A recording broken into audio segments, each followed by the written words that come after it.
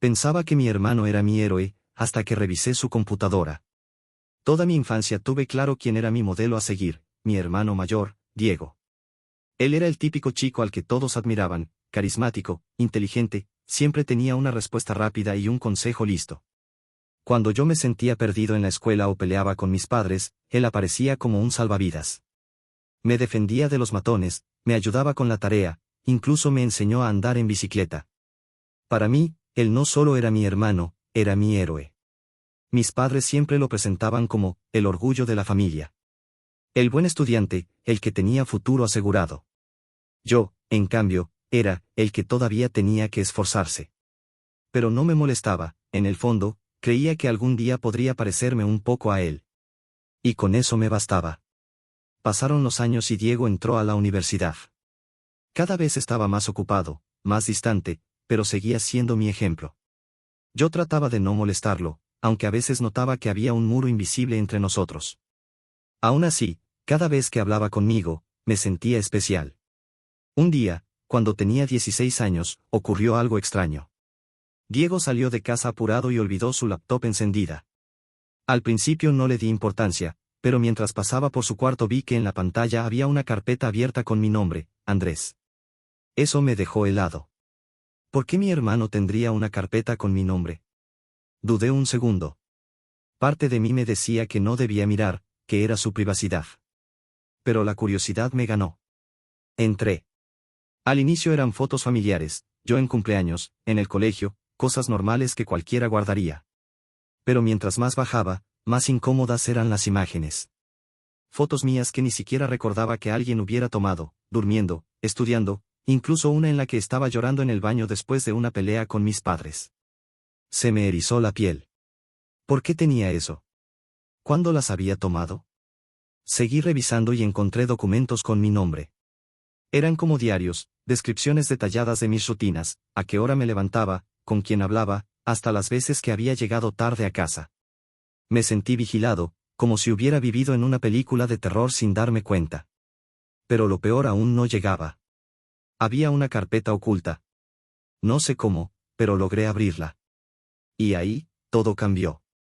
Había capturas de conversaciones privadas mías con amigos, audios grabados en los que yo hablaba solo en mi cuarto, y hasta mensajes que juraría haber borrado. Me invadió un frío indescriptible. No entendía nada. ¿Por qué mi hermano hacía eso? ¿Era algún tipo de broma enferma? ¿O estaba obsesionado conmigo? Ese día, por primera vez en mi vida, tuve miedo de él. Cerré la laptop con las manos temblando. Me sentía traicionado, confundido, y sobre todo, observado. ¿Cuánto tiempo había pasado Diego mirándome sin que yo lo notara? Esa noche casi no pude dormir.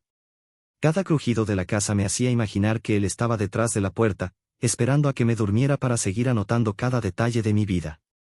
Al día siguiente, cuando lo vi en la mesa del desayuno, apenas pude sostenerle la mirada. Sonreía como siempre, como si no hubiera nada raro.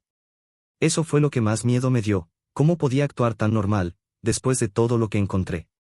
Pasaron los días y mi ansiedad crecía. No sabía a quién contarle. Si hablaba con mis padres, seguro me dirían que estaba exagerando, que Diego no haría algo así. Y si lo confrontaba directamente, ¿qué pasaría si reaccionaba mal? No podía evitar pensar que si era capaz de espiarme tanto tiempo, también podía hacer algo peor. Pero no aguantaba más. Una tarde, cuando él salió otra vez de casa, volví a entrar a su laptop. Esta vez decidí revisar sus correos y mensajes. Fue ahí cuando todo cobró otro sentido. Había intercambios con un grupo de personas. Conversaciones largas donde hablaban de proyectos, de vigilancias, y de algo que llamaban candidato. No entendía nada, hasta que encontré un archivo con mi foto. Al lado, una palabra que me heló, candidato. El documento era un informe sobre mí. Mis gustos, mis miedos, mis fortalezas, mis debilidades. Todo detallado como si yo fuera parte de un experimento. En ese momento escuché la puerta abrirse. El corazón me dio un vuelco. Era Diego, regresando antes de lo esperado. Cerré la laptop de golpe y corrí a mi cuarto fingiendo que estudiaba. Él tocó la puerta. ¿Todo bien, hermano? Preguntó con esa voz calmada que siempre usaba. Sí, todo bien, mentí, conteniendo el temblor en mi voz. Esa noche decidí que no podía seguir callando. Al día siguiente, en secreto, le conté todo a mi mejor amigo, Martín. Él fue el primero en creerme. Me dijo que lo que describía no era solo raro, era enfermizo. Y que tenía que buscar pruebas reales antes de enfrentar a Diego. Así lo hice. Pasé semanas revisando, espiando a quien yo siempre había visto como mi héroe. Y entre todo, encontré lo más perturbador, grabaciones de cámara oculta. Diego tenía cámaras escondidas en la casa, en lugares estratégicos, como la sala y hasta mi propio cuarto. Sentí que el piso desaparecía bajo mis pies. Ya no era solo una traición.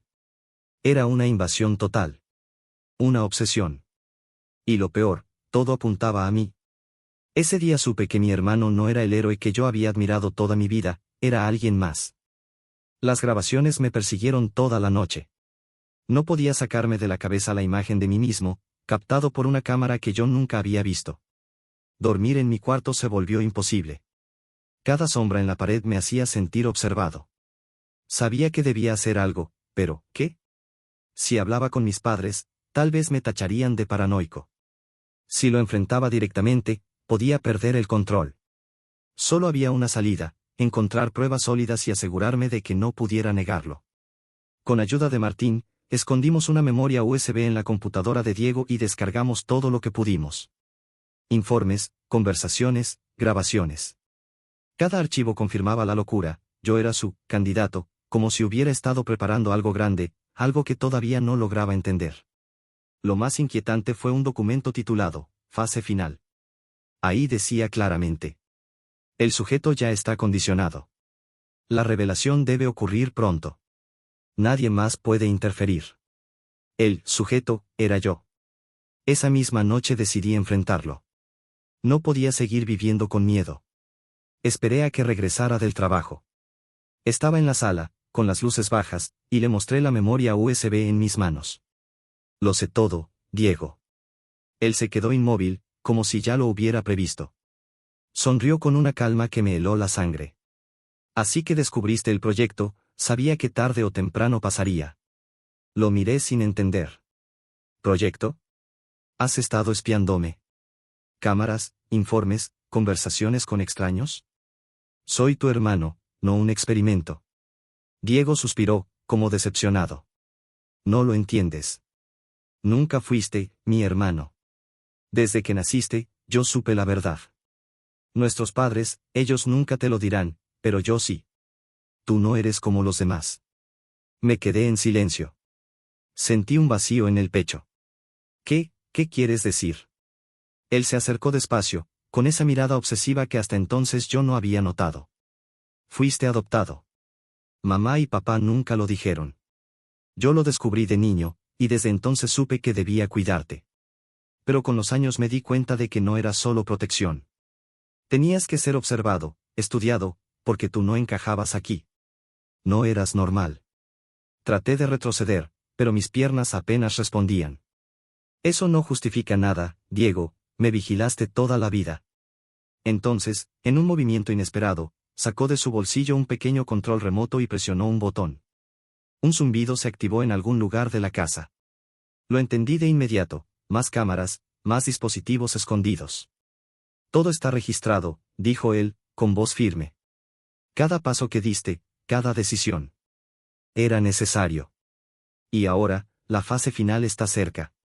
Ese fue el momento en que comprendí que Diego había cruzado la línea hace mucho tiempo. Ya no era mi hermano, ni siquiera un obsesivo, era alguien que había perdido el sentido de la realidad. Con las manos temblando, marqué al 911 desde mi celular. Diego, esto se acabó. Por primera vez, lo vi perder el control. Su calma se quebró, y corrió hacia mí. Pero Martín, que había esperado afuera por si algo pasaba, entró de golpe y lo detuvo. Juntos logramos inmovilizarlo hasta que llegó la policía. El resto fue un torbellino. Descubrieron todas las cámaras, los archivos y las conversaciones con aquel grupo extraño. Nunca supimos si esos aliados existían de verdad o si eran parte de una fantasía de su mente. Diego fue llevado a un centro psiquiátrico. Mis padres quedaron destrozados, incapaces de aceptar lo que había hecho su hijo mayor. Yo me quedé con cicatrices invisibles. La persona a la que más admiraba resultó ser mi peor amenaza. Pero también aprendí algo: el verdadero heroísmo no siempre está en quien admiramos, sino en tener el valor de enfrentar la verdad, aunque duela. Hoy vivo sin cámaras, sin sombras detrás. Libre. Aunque cada vez que me miro al espejo, no puedo evitar preguntarme si Diego tenía razón. ¿Y si realmente no encajo en este mundo?